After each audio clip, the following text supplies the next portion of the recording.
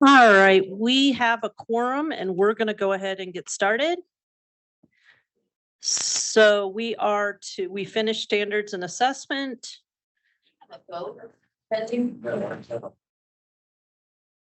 Do we have a vote pending? No, we voted on that already. Okay. Sometimes it just spontaneously starts. Okay. There's not a vote pending. We are on to action on R277 328. We have Member Davis. Member Davis, as soon as everybody's quiet, we will start. Thank you. Now you start right when I take a bite of food, thinking we were going to go on for another hour. Sorry. So I have a motion on the floor in Okay. this, and I'd like to make a substitute motion. Okay. I move that the board move draft 2 of R277-328. There is a motion on the floor from when we postponed It's Yep. mine. It's my from motion. the last meeting. But I'm changing it from draft 1 to draft 2. So we have a substitute motion and we have a second from Norton. So the motion's been made and seconded. Do you want to speak to your motion? Well, I'll speak to it. I'll speak to it. I just want to get it on the table so we can talk about Okay. it, and then I can speak to Sure. it. I just want to get it All right. the sub approved first, that we kind of get rid of draft 1 and start here instead. Oh, okay. So the substitute motion has been made by Member Davis, seconded by Member Norton, that the board approve R27. Actually, I guess I do need to speak to it, huh? Because this is to Yeah, approve this it. is, yeah. Yeah.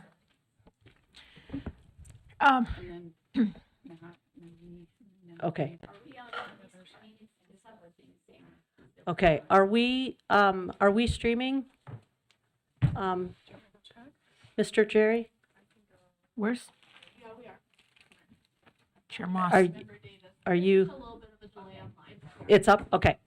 All right, so just to make sure, just because there was a delay in streaming, we have a substitute motion that's been made by Member Davis, seconded by Member Norton, that the board approve R277-328, Educational Equity in Schools, Draft 2, and you may speak to your motion. Okay. As we all know, this has been quite the journey from the beginning to now.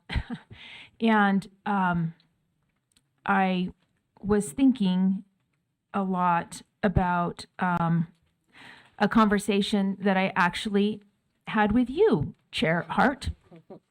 And I'm addressing you now since Chair Moss is not here. And I was saying to you, everyone feels so divided and afraid of so many things. And it dawned on me, like, there's this fear everywhere from both sides of parents on this issue. And I said, well, how do we fix that? And when I'm quoting you publicly, I didn't even ask your permission. Uh-oh. But you said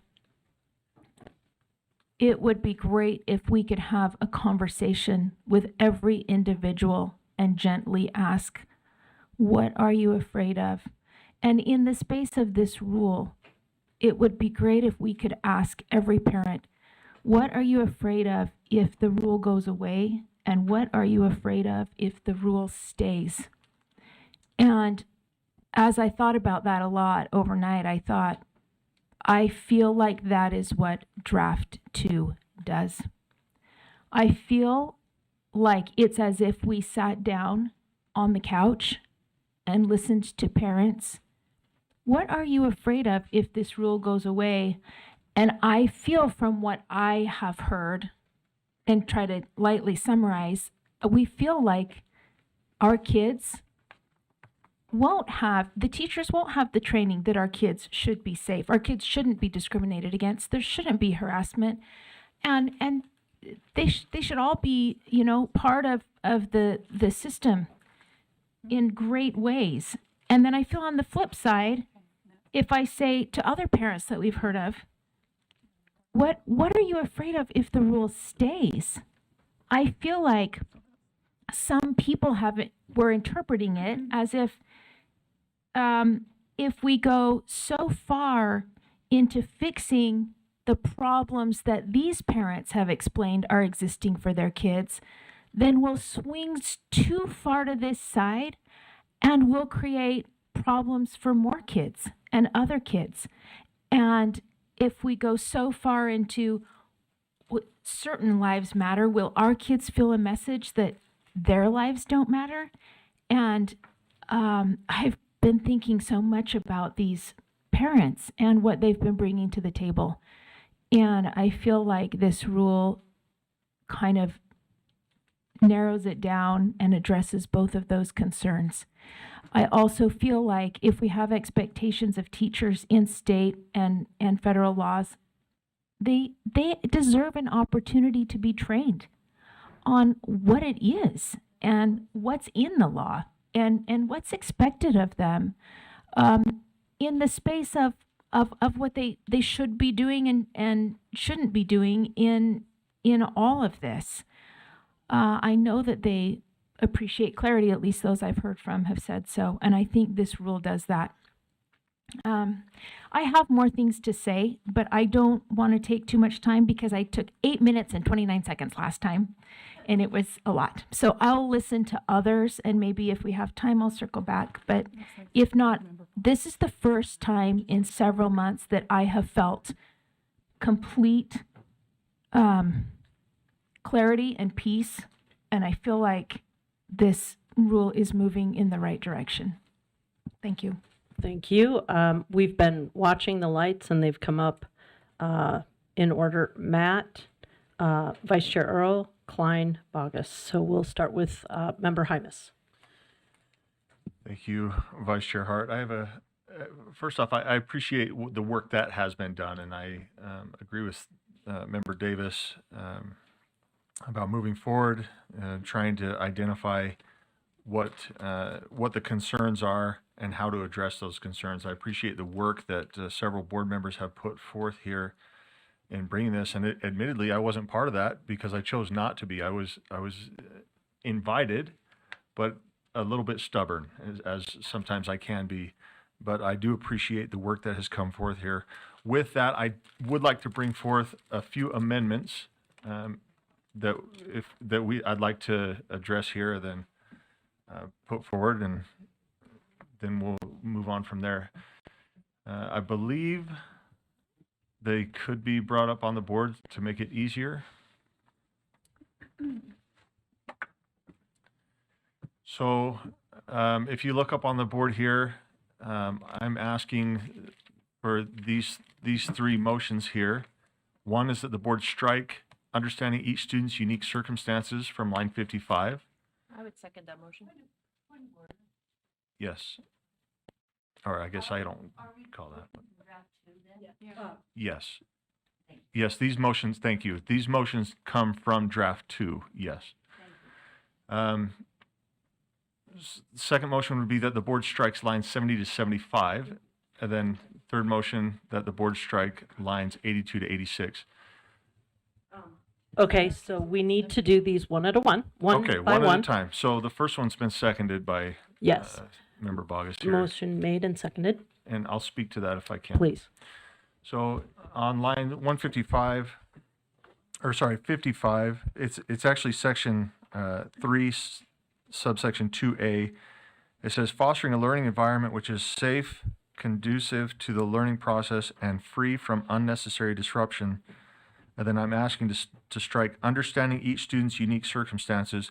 And then it says as consistent with section 53G-8-202. And the reason I'm asking for this to be stricken is this is not in section 53G-8-202.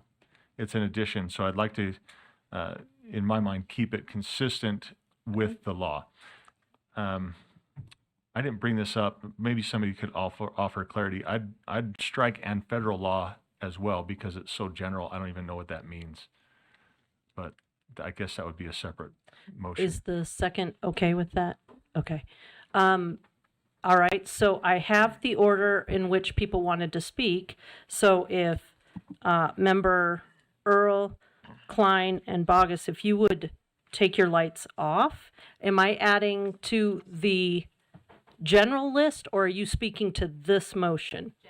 Okay, so I'm adding Norton. Yes, please.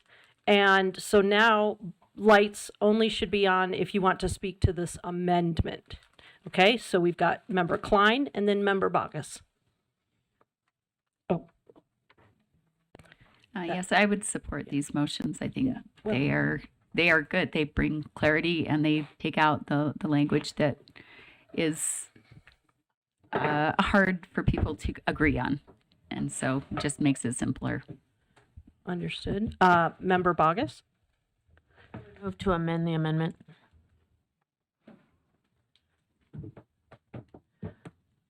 And I would offer that we need to insert the word physically safe in between is and safe. Okay, do we have a second on that amendment to the amendment? May I just make a Well, point of order? What's that? Point of order? Well, I just, can I do a point of order? No. You can do a point of order. Okay, just that, and just this is a clarification, because we took this language right from law. That's all I'm saying. You can look at the law, that's what it says. So just knowing that we're adding something to law, that's just a, Okay. All right. Hold on, let me get I've got a motion up. How do I get the screen back with the? Who's next? I think it was well, did we get a second on Member Green? Member Green seconded? Okay. We are now speaking to the amendment to the amendment. Anybody would like to speak to the amendment to the amendment? Hold on, Deputy Stallings? Thank you. I just wanted to clarify, Angie Stallings, Deputy Superintendent of Policy, that by adding that term in between witches and safe actually narrows. And so we would be rewriting the code. And I just wanted to share with you that's generally something we don't do or narrow it, because we could get called up to administrative rules and say, you actually narrowed it, the meaning, by adding in kind of that qualifier. I just wanted to give you that. Okay, so what does the code say? The code, so I'm looking at 53G8202, and it states, and I had it right here, the legislature recognizes that every student in the public schools should have the opportunity, here it comes, to learn in an environment which is safe, conducive to the learning process, and free from unnecessary disruption. Okay. All right, so we have an amendment to the amendment on the floor and seconded. Do we have any other comments to that before we go to a vote? Oh, okay, go ahead. Member Bogus? Oh, Davis was, I'm sorry. Sorry. Sorry to say. That's okay. I wish we could have an amendment to the amendment to the amendment, but we can't. But if we could, and depending how the votes go on these, I would suggest that we change the wording in A, just change the order. So it says, understanding each student's unique circumstances, comma, foster a learning environment which is safe, conducive to the learning process, and free from necessary disruption. Because I wondered the same thing when we put as consistent with section 53G-8-202. And I, in my own head, was thinking, oh, that needs to come in the beginning. Right. Because it's like, we understand every single So- person is coming from a different circumstance. Are you speaking So I'm to speaking against this one in hopes to do that one. do a different one? Okay. Member Bogus? So I actually made this motion to get the arguments that we shouldn't be fudging with code. And so you made my arguments for me, and as such, I withdraw the motion. Okay. So, is there any objection to, especially Member Green, you made the second, is there any objection by the body to withdrawing that motion? You object? Okay, so the motion still is on the floor. All right, any other, Member Klein, is this to this amendment? Okay, go ahead. Well, I would argue that you could just say fostering a learning environment which is conducive to the learning process and free from unnecessary disruption. That that encompasses it all. Like if it's not a safe environment, then it's not conducive to the learning process, So are you, and it has unnecessary disruption. So I can't amend. Can I amend this amendment? No, that's So why we're- I would just say it. I would, without objection, amend it to take out physically think safe. we can, what we'd have to do is, we just vote this, we would vote this down and then reopen. All right, so I think we're ready to go to, no? Okay. Oh, you're in line, okay. Any other lights to this amendment while they're getting it ready for voting?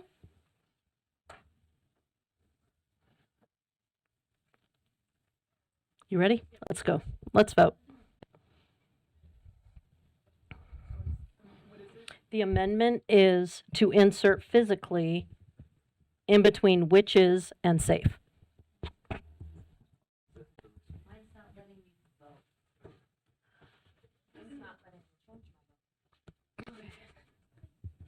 I think you gotta take the battery out and put the battery back in. My radio wouldn't work on the way here either, so I think there's something in the stratosphere.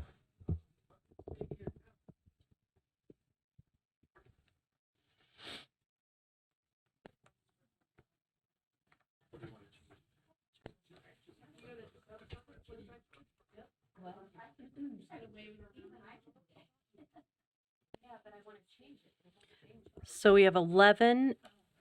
We are missing, what are we missing, guys?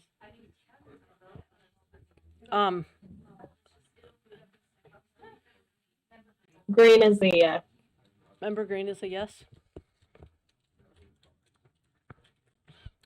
We're missing 2 votes. Is that one yours? And who else? Vice Chair O. Okay. We got. We're still oh. It's, what's gonna be your vote? Okay. As Member Lear's getting ready to vote, the vote is 14 no votes, 1 yes vote. The yes vote is Member Green, so that motion fails. There you go. It's in there now. So we are back to the original motion, but we have, who's next in line, please? Well, we're still on that list. I'm sorry, right here. Except for I think those are additional amendments. Oh, okay. All right. So member, that was for this one. You, member, was it Hyman? Yeah, that's my original motion. Okay. So member Klein. Oh, okay. Member Davis, then member Klein. I'd like to amend the amendment to say, just to reverse the order. So it would say, understanding each student's unique circumstances, foster a learning environment which is safe, conducive to the learning process, and free from unnecessary disruption, as consistent with Section 53G-8-202. Point of order. I don't think we can do that because Matt's motion is actually to strike that. So in doing that, you're actually going contrary to his motion, but I'm just checking. But if I'm changing the reason he's saying is because it's inconsistent with 53G-8-202. And I'm saying if you move the clause to the beginning, then the foster part is consistent with 53-8-202, and the beginning is a introductory clause. Okay. Is there a second to that motion? Okay. So we have a motion and a second, and then you've spoken to it. Is it? And I haven't spoken to it, actually. Oh, I'd like to that speak wasn't. to it. Okay. Go ahead. Yeah. I didn't bring this up originally. Someone else brought it up and actually had looked at unique characteristics and circumstances. And in talking with those that were on the Hill, working closely on this, the bill of 261, they're like characteristics. seems like it's already kind of all encompassing. And if you look at circumstances, everybody has a unique circumstance. It might be that, you know, this child's parent has cancer and is missing some classes, and, you know, it might be this child speaks a different language. It might be this child has a different learning situation. So, and I thought they had good feedback, and I think that the language is good, but that did always kind of bother me where it was with the 53G-8-202. So I appreciate Member Hymas for bringing that up, and I think that moving that to an introductory clause and then having the fostering part all be consistent with the code is important. Okay, thank you. Now it's Member Klein, and then Member Hymas, and then Chair Moss. Okay, well, I will speak to this, even though I have an amendment after this. Yeah. But every child has unique circumstances. It goes without saying. It doesn't need to be there because it goes without saying. And to any good teacher is going to look at, you know, what they can to help students. But can a teacher truly understand a student's unique circumstances? I would argue that no, they can try, but should we be treating students differently academically based on their unique circumstances? No, because that's where the bias comes in. You want equal treatment. If we want kids to be treated the same, or then we can't put in things that allow for teachers to make these arguments that so-and-so receives or needs special treatment or accommodations that maybe, you know, they just want to be treated the same as everybody else. And now the teacher's treating them differently because the teacher thinks or is making assumptions or stereotypes about a group that they belong in or that the culture says they belong to, and treating them differently. And that's how we get the problems introduced into this language that people in the state have voiced their opinions very clearly on, that this is not okay. They just want kids to be treated the same so that they all have that equal opportunity, and we're not introducing racism and those kind of things inadvertently based on good intentions. Does that make sense? So, yeah, I would speak against adding that back in. Okay, Member Bogus? No, Member Hymas. Yeah, I speak against the motion as well. It wasn't just because it's not in the code. I understand that in a previous conversation, which I understand that nobody else was privy to, well, a couple of you, but understanding each student's unique circumstances. First off, I don't know how to put that in a professional learning right now. I think that's a challenge, right? To say, okay, now you're going to look at each student's unique circumstance. And then secondly, it's riddled throughout the rule. It's in there, not just throughout the rule, but throughout what the USBE does. To Natalie's point, we're educators. We get to know our students. We get to know their circumstances and how we can help them out. But to train on that, I think, is asking too much. I'd love to just stick with what the law says. We're citing the law here. And I speak against this amendment, which would refer back to, of course, my original amendment. Okay, thank you. Chair Moss? I'll withdraw. I'm okay. We've got Okay. plenty of folks weighing in. Member Bogus? Was this for this one? Yes, ma'am. I would just speak against the amendment as well. I think that Member Hymas is fair and sporting in his amendment, and I think if we're going to copy and paste the law, we should copy and paste the law, or choose not to copy and paste the law and just cite the code. I think it was just last month that a member of our staff said it was bad practice in rule writing to copy and paste the law. But if we're going to do it, I think we should be clear and consistent. Thank you. Thank you. Any other comments about this amendment? Member Klein? I'll keep it short, but I just remembered there was a math conference this week on Tuesday and Thursday with breakout sessions, and one of the sessions was entitled Equitable Assessment Corrections. And I read the description and I thought, what on earth is this? Teachers are being trained in how to correct assessments differently depending on the student's individual or unique circumstances and backgrounds, as if some kids get an easy pass and others don't. They either get the assignment right or they don't. And if we are changing how we are correcting assessments based on equity, which is an individual's unique circumstances, that's highly problematic.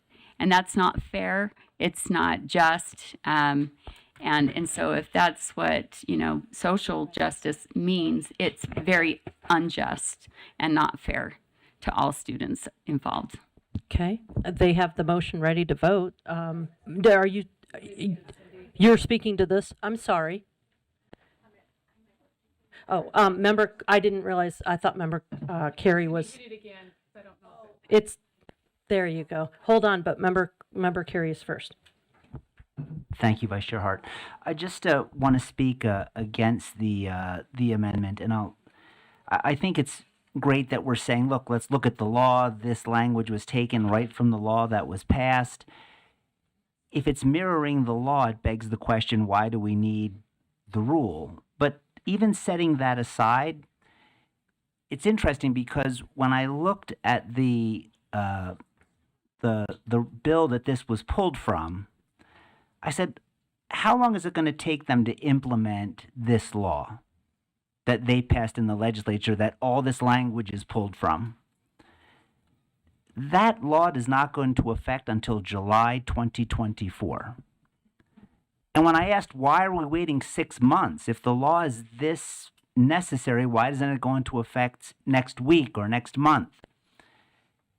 And the answer was, well, they'll need 6 months to really get it right. So they're going to spend 6 months going over this language that we're putting into our rule. And they say on their end, it's going to take 6 months. This version was made available to us yesterday. And we're given less than 24 hours to consider what higher education says they need 6 months to. Are you speaking to the amendment? Yeah. Okay. To review and digest. So I would just urge some caution, because if it's taking them 6 months to do it and review it before it's implemented, it's my understanding when we pass this, it's rule. Right. It's 60, oh, I'm sorry. yeah. It'll have 60 days. Ish. So Yeah. again, and I appreciate that maybe we work a little bit harder, maybe we work a little bit smarter, but for them to take 6 months and for us to do this in 60 days, I just think that a little bit more time, a little bit more discussion, we can get this right. Because I do agree with Board Member Davis when she said along the lines of we're close. And I do think we're close, but not close enough to in regards to the general rule that's being proposed, but in particular these amendments. Thank you, Okay. Vice Chair. Okay, and point of order, point of information. Go ahead. Member Carey said a couple times, they, them, they're going to take 6 months. I'm wondering who that pronoun refers to. Member Carey, are you willing to answer? Yeah, to the extent I can. I mean, it's those responsible for complying with the law. That's who I would imagine the they is referring to. Yeah. Higher ed? Yeah. So you're talking about higher ed? Yes. Okay. Okay. Yeah. Which is, okay, so Member Davis. Yes, thank you. Again, I didn't suggest this. Jim suggested it. I thought it was great language. I thought it was beautiful. But if what Member Hymas is saying is true, that this concept and what, Member Klein is saying is true, that that our teachers do understand that every child is so uniquely different, you know, then if that's true, then that's true. And I withdraw this motion. And let's get moving forward. Okay, so the motion is on the floor, belongs to the Without body. objection. Correct. I'm checking on objection. You object? Okay, so the motion stays on the floor. And Chair Moss, you said you were online.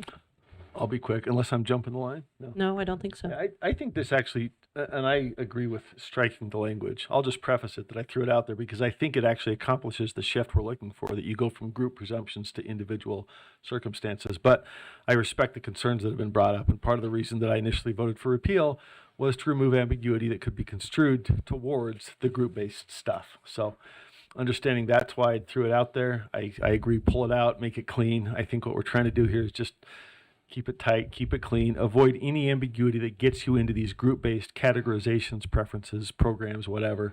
And I think teachers do this. They do it every day. If my kid just got cut from the soccer team, they're not going to be motivated. And teachers look at that and they say, okay, why is this kid not engaged? And that's an individual circumstance they look at. There's other stuff. So I think it's a beautiful part of what teachers do, but having them in the rule probably muddles it. So I respect the withdrawal of the language. Okay. Member Straight, you haven't spoken yet. Yes, thank you. I'm fine with striking this. You know, it was brought up. I thought it was a good idea. There was actually another part to this. After checking with legislators, we took that word out, and I appreciate the fact that Chair Moss has been very open to criticism of even the language that he was supportive of, and appreciate the idea of withdrawing this. Thank you. Okay.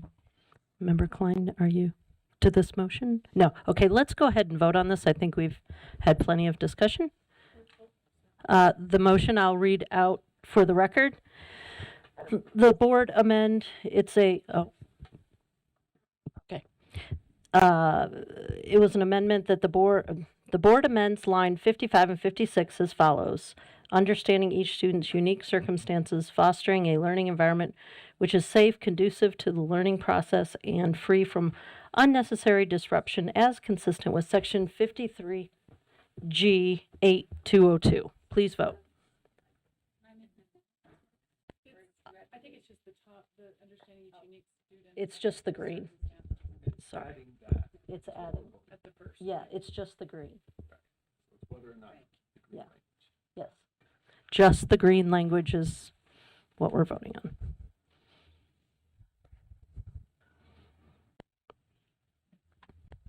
Member Green said no. Thank you, Member Green.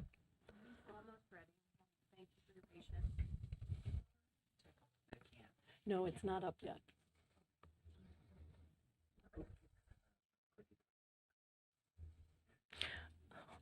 Only Member Carey can vote. You all have to wait.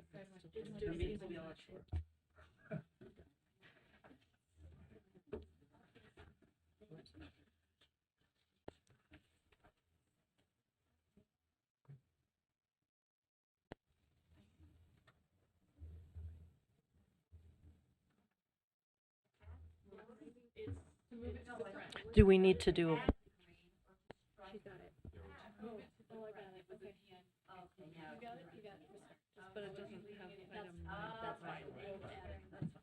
Okay, the voting is open.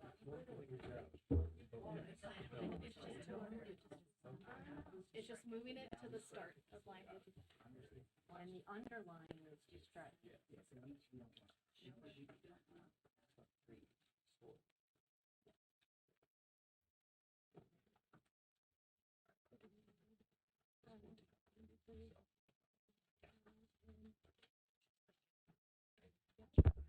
All right, the votes.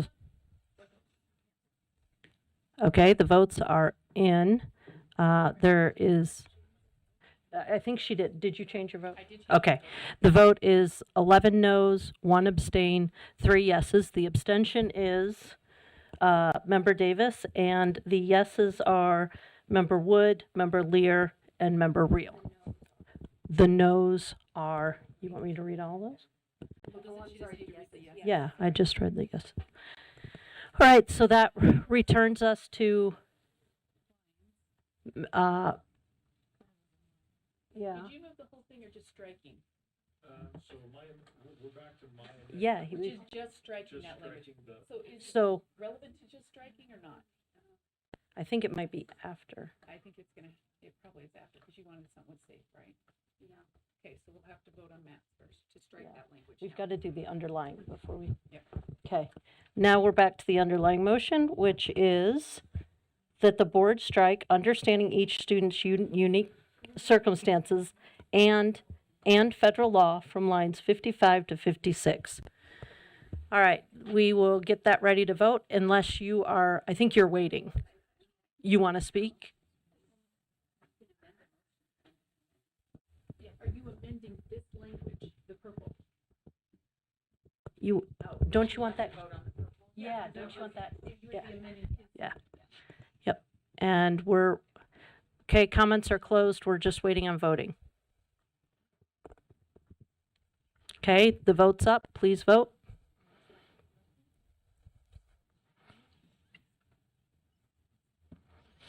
Member Green is a yes. Thank you, Member Green.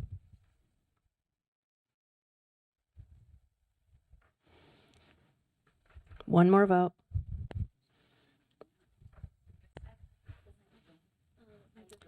Member Booth?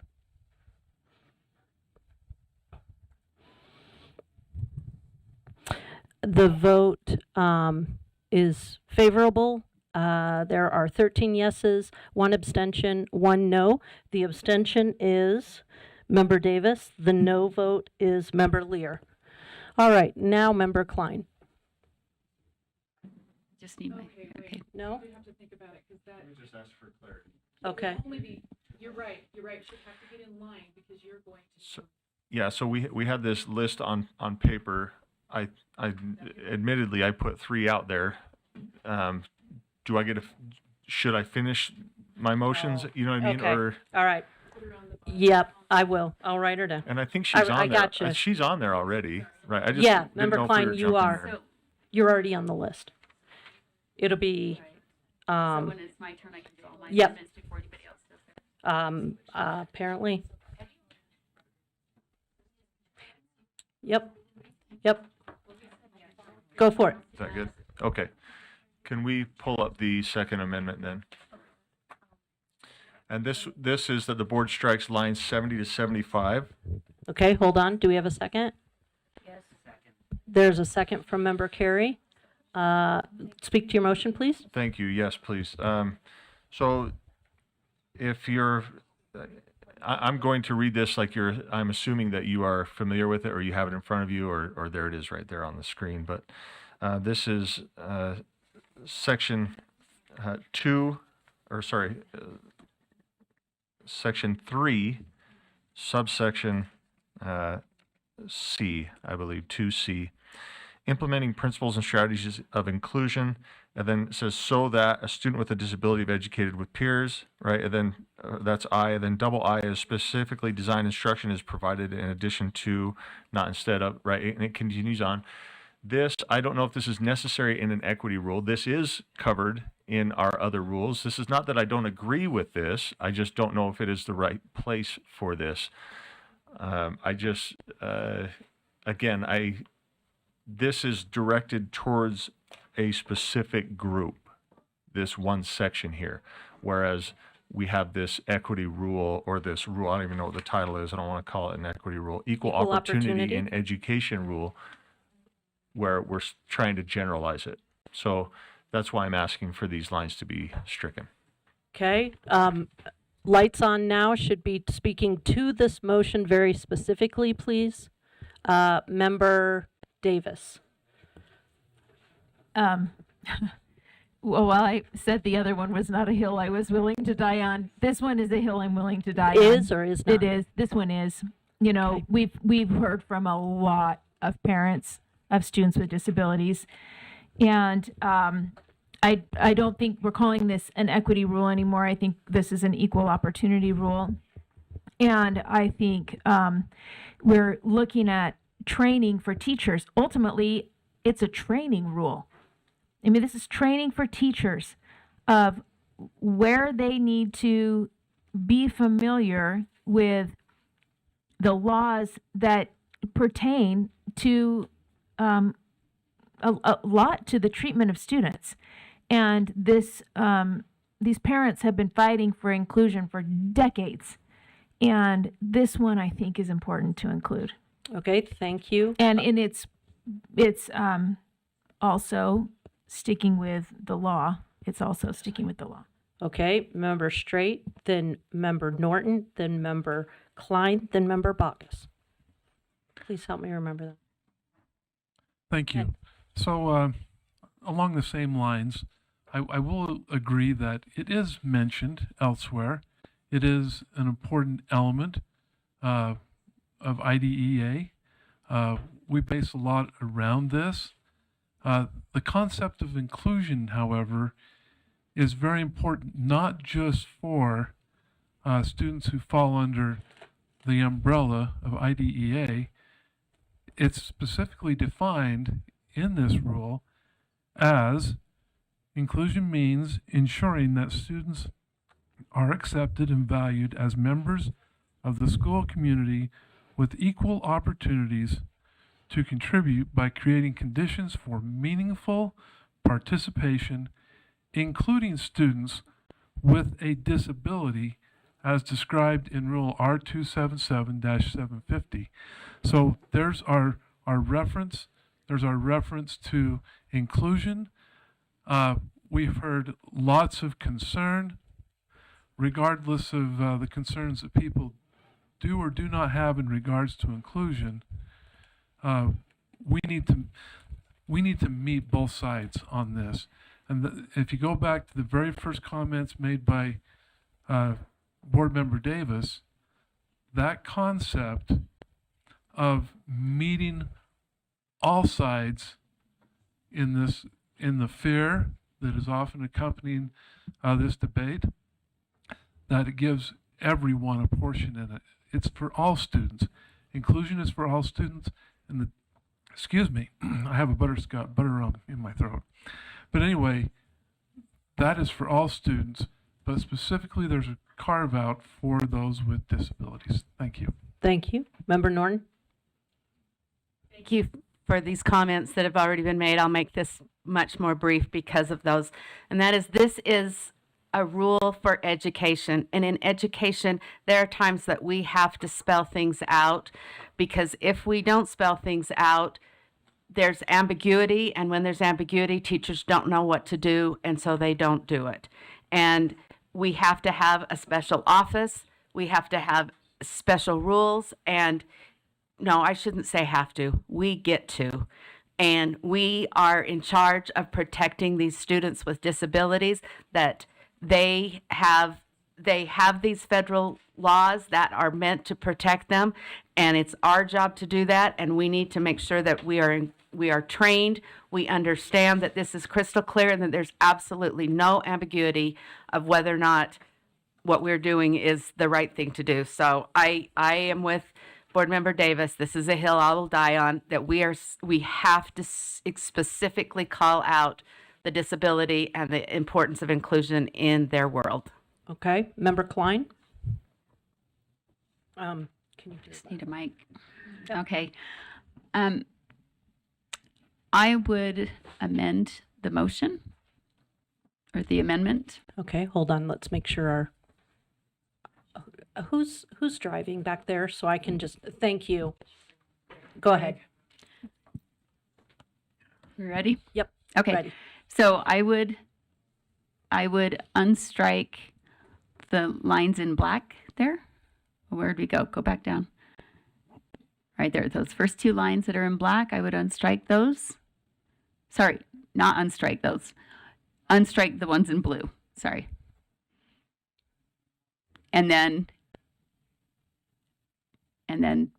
begin with, for E or G, I guess, just put ensure on the line for G.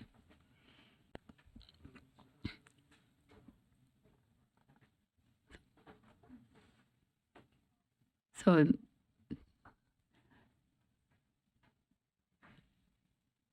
I don't know what, is that E or G? Since it's all stricken, I don't know which it is. But, so the blue lines would be preceded by the word ensure above I and double I. So where the black lines are, put the word ensure. Yes. And did you still want the Or black? ensuring, sorry, ensuring. So the black lines stay struck? Yes, they Okay. stay struck. So it would read, ensuring a student with a disability is educated with peers without a disability to the maximum extent appropriate, consistent with IDEA, and again, ensuring specially designed instruction is provided in addition to, not instead of, high quality core instruction and consistent with IDEA. And that covers the concerns that were addressed earlier. And in addition to that, I would add to the motion to strike the definition of inclusion earlier in the rule, since we've taken that out. And if I can speak to that, if I have a Let's second. just get a second. Is the motion, that's the motion that's up That's the motion, to The- add ensuring and unstrike the blue so it's specific to special ed students. What was what was the second part that you said, though? Oh, and then, and if I need to make that a second motion, but I don't know that inclusion is anywhere else in the rules, so we would need to strike the definition at the beginning of the rule for inclusion. Okay. Do we want to include that or not? Does that need to be a different motion? No, we'll add it in. Thank you. Okay, and Mr. can Cannell. do I have he seconded it. Can I speak to it? Okay, I think you seconded got a it, second? right? Okay. We got a, Carrie, second? Yes. Go ahead, speak to the motion. So I would just say, as far as the definition of inclusion goes, I think it's unnecessary, as this provision in the rule applies to all educators and students, and no qualifiers are necessary as far as everybody's included. And so why do we need to specify who's included if everybody is included. Right? And so, and then on this section that's up here in the blue, we're just ensuring that special ed students have the appropriate help that they need according to the law. So the word inclusion or strategies of inclusion are not needed. Okay. So it'd be Member Bogus, Member Davis, Member Lear. Member Bogus? So I would just like to echo Member Hymas's assertions that we already train on these two things. There's not a necessity. I don't know why we're putting this in here to say train on this when we've already said train on this. I just think there's a level of absurdity. If they're not doing it, then we call them in and we hold them accountable.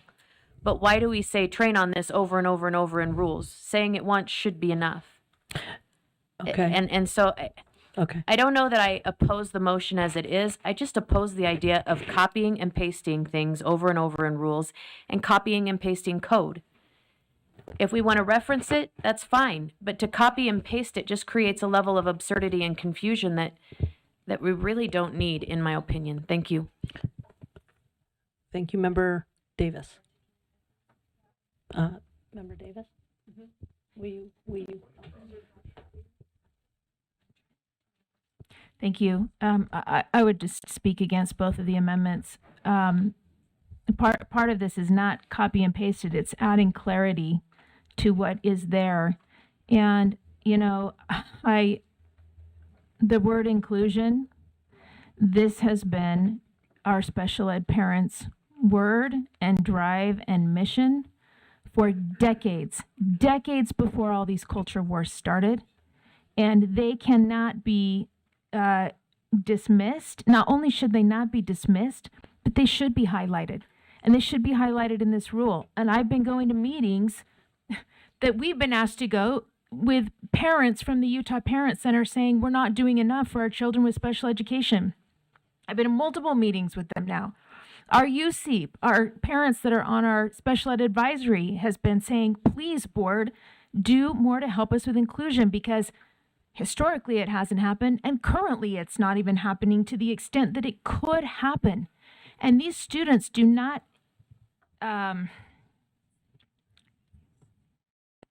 These students do not detract from the learning of the other students. And I would argue, if given the right supports, they add beautifully to the learning environments for all of our kids, and all of our kids deserve to be included. And this is an important, it has been historically, it isn't currently. I'm hearing from our parents over and over and over on this. Okay. First, though, I'd like to make 2 points. One is we were called up to administrative rules because we weren't doing enough inclusion. Just wanted to remind people of that. Second, I don't think that was your claim that they detract. Your claim was all meant all, I think. Just to make that clarification. Go ahead, Member Lear.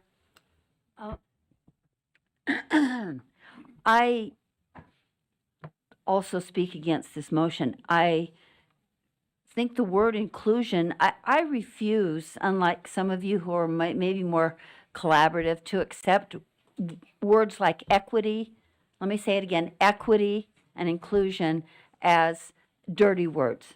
They are absolutely wonderful words in the direction we should be going. And the federal government, in fact, has insisted with particularly students with disabilities, we must be going in that direction. And this is the law. And someone said earlier, well, I think it was Member Bogus said, we're just repeating the law. This whole rule has become an exercise in repeating the law. So why do we pick and choose which parts of the law we're repeating? This is one that I particularly like and value, and it doesn't just, beyond what Member Davis said, it doesn't just add to our communities or to our schools, it adds to our communities. And this is where we help children understand who don't have the obvious disabilities covered under IDEA, that all of their friends and all of the children in school add to all of our lives. And this is where we help and reinforce that. So I absolutely think the word inclusion needs to stay in there. It's a part of this whole discussion with the federal law. And the federal law has told us this. And I also feel like if we're going to not say, we don't need to say this because we're training on it elsewhere or it's in other rules, then let's do away with half of this rule that's just a repeat of HB 261 and HB 427 and just proceed and let LEAs follow those. If that's the economy you want, then let's be consistent. Member Klein? Oh, Straight's next, sorry. Oh, sorry. Yes, Chair, I'm confused on several points. Go ahead, Member Straight. Anyway, for weeks now, actually for more than a month, I've been actively engaged in working through with others, collaborating as best I can, to come up with something that was acceptable by everyone. And I was a part of that, a part. I don't claim to be in agreement on 100% of anything that we have put together. Now, after our last meeting on January 10th, draft 1 was an attempt to be 100% honest, 100% behind putting something together that followed the law. And it wasn't just cut and paste, but at the same time, what's the accusation been? Including still today, the accusation has been that 328 doesn't follow the law, that it doesn't follow 261 or 427 or the resolution. That has been the argument. Every effort has been made to make absolutely certain that that occurs. Now, there's also been the accusation, we only got this yesterday. Well, we've been working on it, but the discussion we're having right now is not about what was received yesterday. It was about what was received right now. It's the Okay. first time I've heard about it. Anyway, thank All you. I am not in support of these Okay. changes. Member Carey?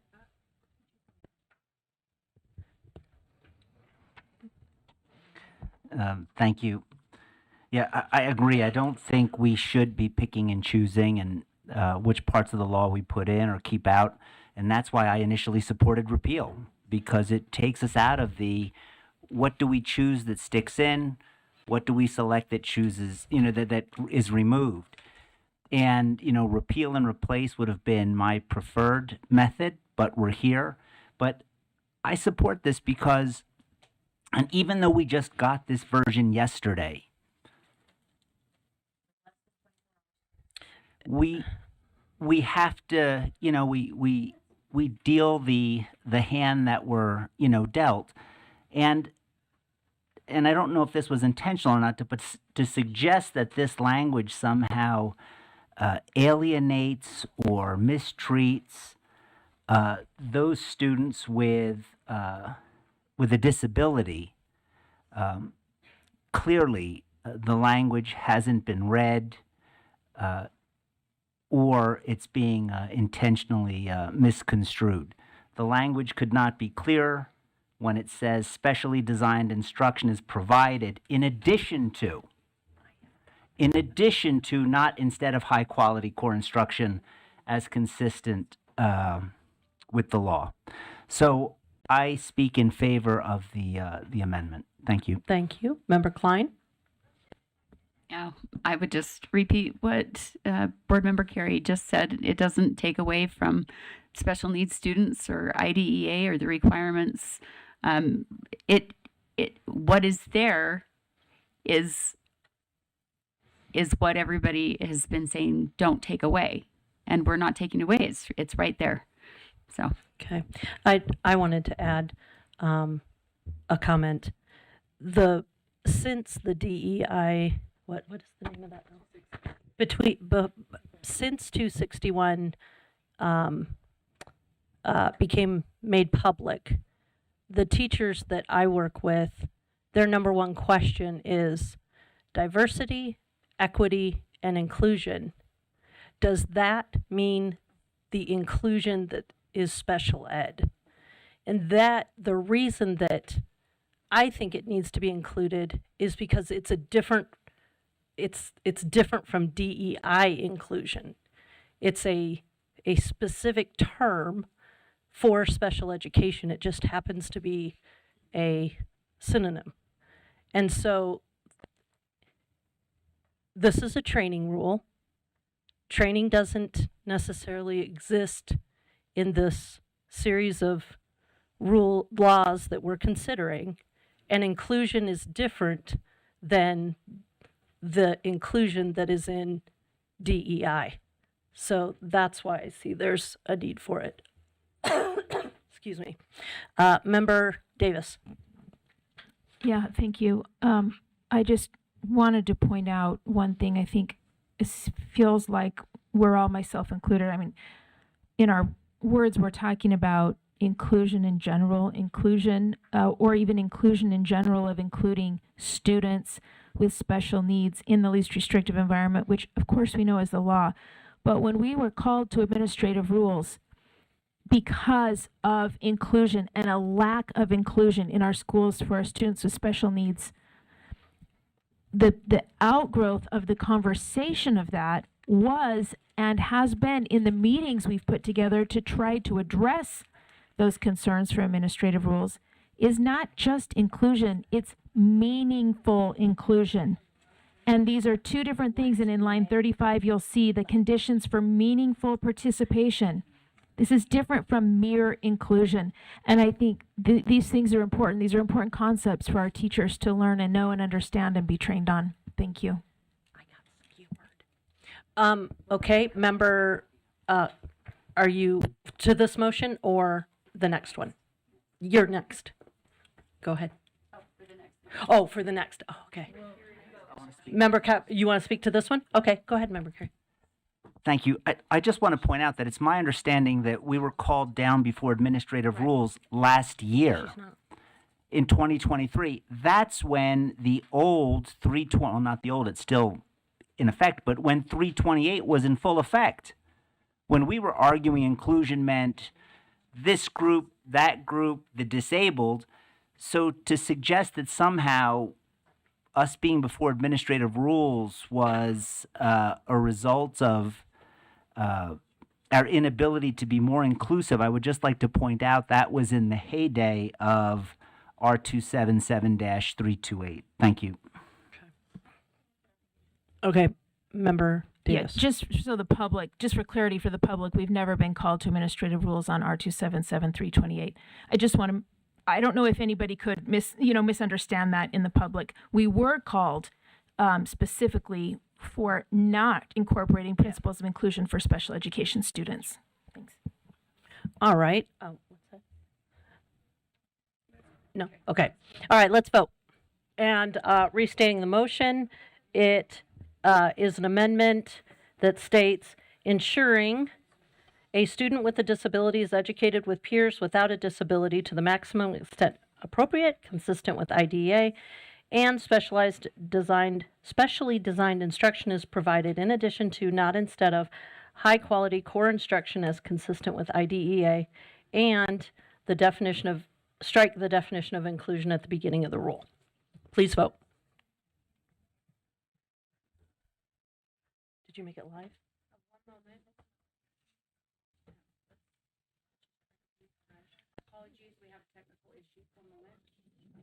Do we need to switch to voice voting?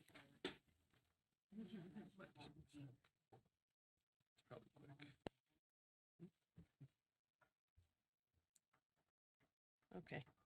If you're okay, I'm okay. The black remained stricken. That's already stricken. That was not unstricken.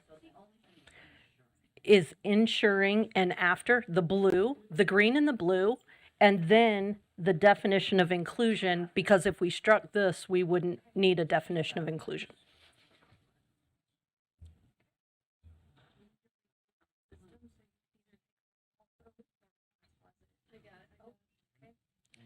All right, the motion is available. Please vote. Member Green is a yes. Member Green is a yes.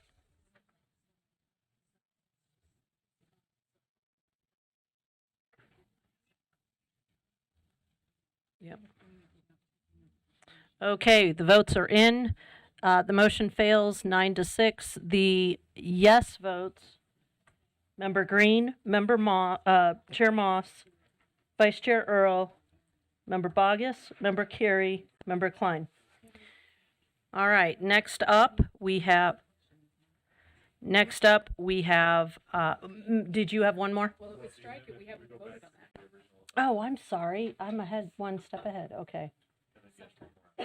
All right. So now we're back to Member Hymas's motion to strike lines 70 through 75.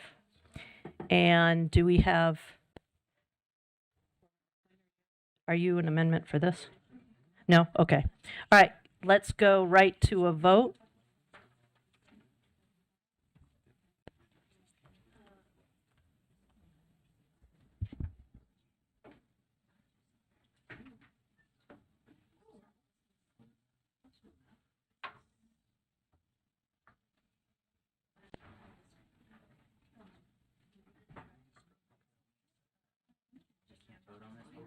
Now they would be striking all that.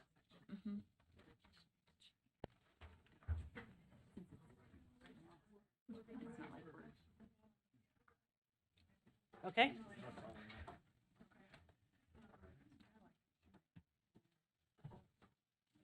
So the motion is the board strikes 70 through 75.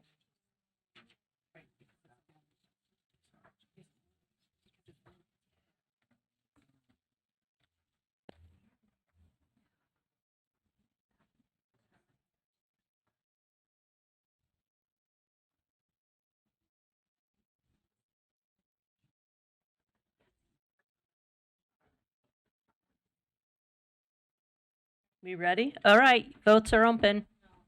No? No, that is wrong. Don't vote on that.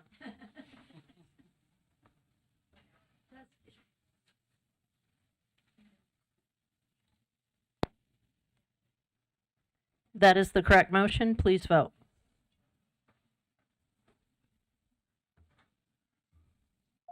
Member Green is a yes. Member Green is a yes. Thank you. Voting is open.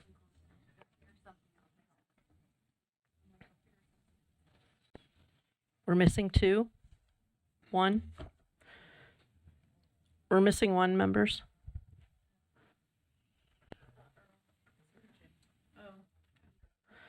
All right. That motion. Oh. Sorry. That motion fails with a vote of 9-6. The no votes are. Oh wait. The yes votes are Member Carey, Member Moss, Member Green, Member Klein, Member Bogus, Member Hymas. All right. That was the concluded your amendment. One more? Okay.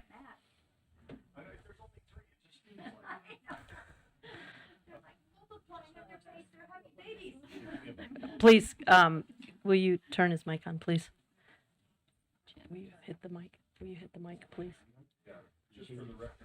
Carol, I've only done 2. I don't have a whole list. This is it right here. All right, Member Hymas. The next motion you can see on the board that the board strike lines 82 to 86. The motion on the floor is that lines 82 through 86 are struck. Do we have a second? Yes. Member Bogus seconds. Would you like to speak to your motion? Yes, please. So again, this is under the professional learning section. This is subsection 2E and F. I'm looking to strike here. This, to me, is directed towards specific subject areas. This is not a general training, right? One of the things I had was we talk about defending intellectual honesty, including freedom of speech and association, and developing strategies to promote the examination of various viewpoints. I'm going to be honest. In a math class, I need to focus on specific things, mainly math, right? So I'm trying to just say, hey, yes, we want this to be taught in certain areas. I do believe it is covered again within the rule to say, you know what, we're going to teach these things, but there has to be areas in which we can do that, and it's not in every subject. So anyway, I move to strike these lines from this section. Thank you. The light I see is Member Davis.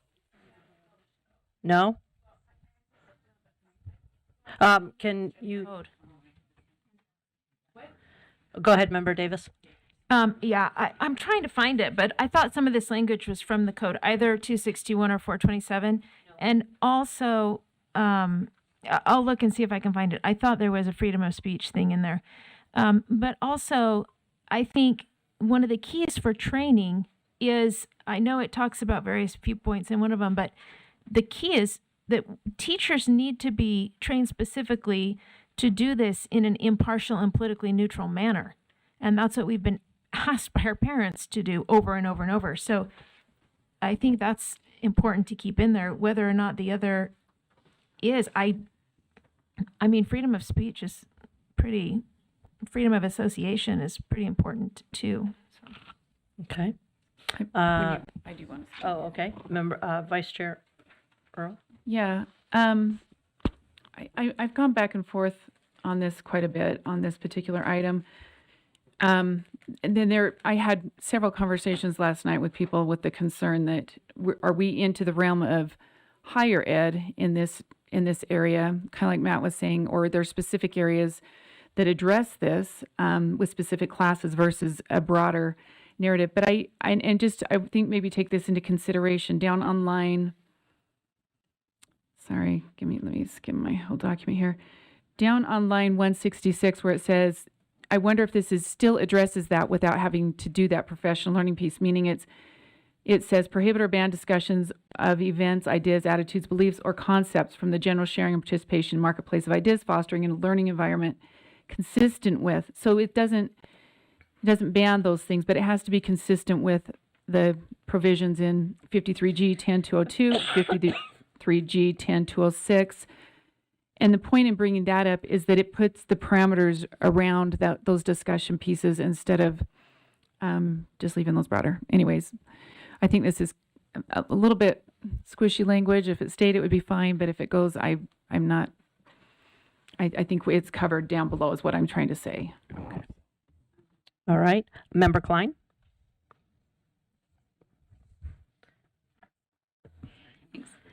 So I would move to amend the amendment. And I have, I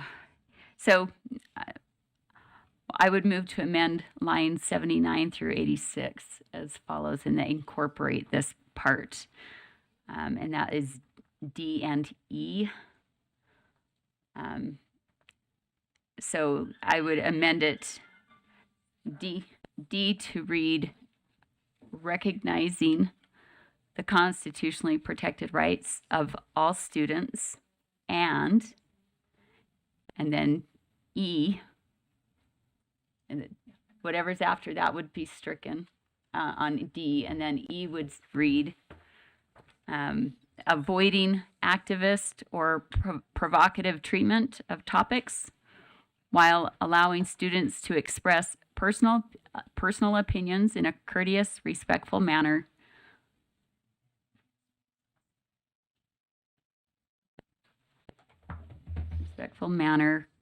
Whether those opinions are in the majority or minority. So it incorporates the part that I left out is the part that he has struck as well. So it just adds information before and after that.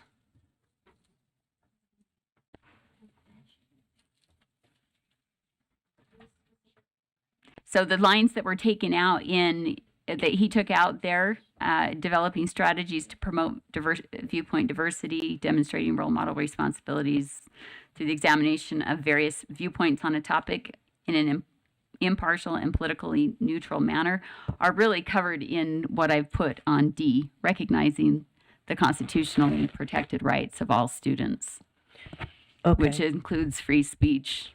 And the like. Okay, so you're adding D and E right there where the lines are stricken right above it. His lines fall in between those D and E that I have up there. Okay. Do we have a second? Yes. We have a second from Bogus. And would you like to speak to that? I think I just did. Okay. So. Member Wood? Oh, sorry. Sorry, I would just say in case it comes up, I do have motions to add definitions for the provocative. Where is it? Did it get up there? Yes, activist. Okay, activist and provocative.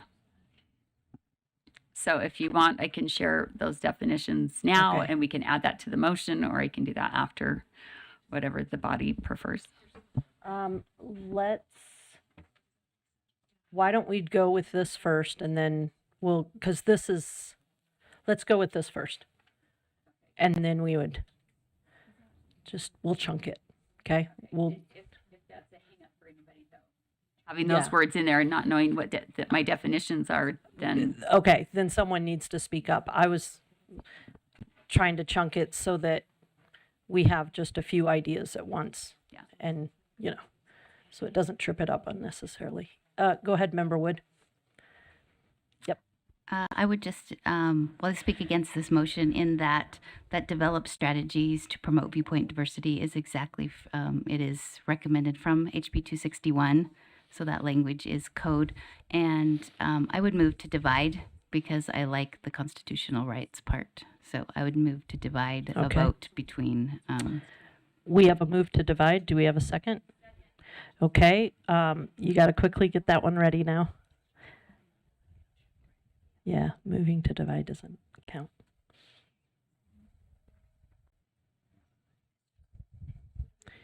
we're dividing D and E. Would you, Member Davis? Point of order or a point of information? Yeah. Will you?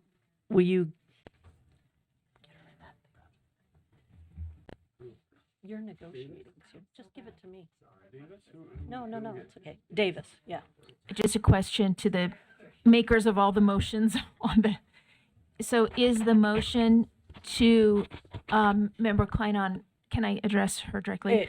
You can address it to me, and then I'll she has address a it to you. choice whether she Chair, answers. is Member Klein's D recognizing, is D replacing defending intellectual honesty, rights of inquiry, speech, association, and then is E replacing the examination of various viewpoints on a topic of impartial, politically neutral manner?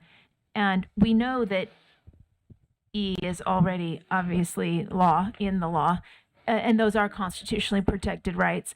But on the examination of various viewpoints on a topic impartial manner, which code is that from? Someone Okay. just said it straight from code, but or it's talked about in code. Okay, so Is it 261? Member Klein, you have a choice on whether to answer. And the question was, are those replacing? Yeah, that language would still be stricken. So, Member Davis, the language would still be stricken. So yes, in essence, it does replace. It's okay, and yes. And then somebody made the claim that it's straight from code and in code. So if somebody has an answer to that before we're ready to move, no, okay. Oh, Member Wood, do you know which code that was in? Are you ready to go with the divine motion? Okay. Go ahead. It'll be easier for me to do it. Wood. She's got to do. Yes, develop strategies to promote viewpoint diversity is line 254 in HB 261. Okay, so that's answered. Is the motion ready to go? And the question is, I was assuming in my motion to divide that D was replacing D and E in the original code. So if I'm mistaken in that.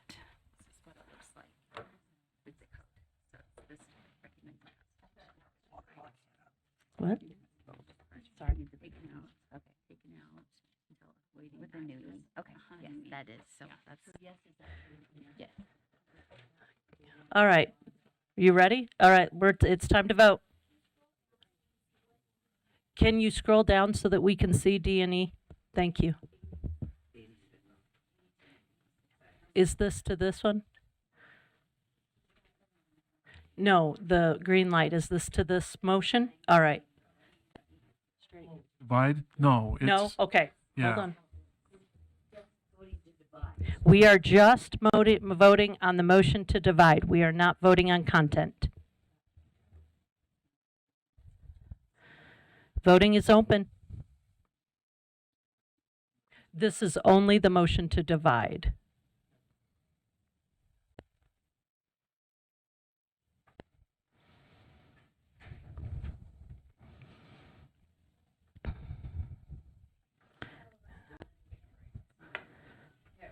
So we have 2 more until we are going to take a bathroom break.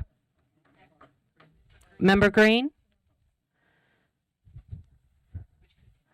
Member Green, are you with us? Yes, sorry about that. That's a no. A no? Okay. One more, there we go. The motion divide passes 10-5. The no votes will be Reel, Bogus, Klein, Earl, and Green. All right, so we are dividing, but we will take a 5-minute break for bathroom needs. In other words, don't go and play.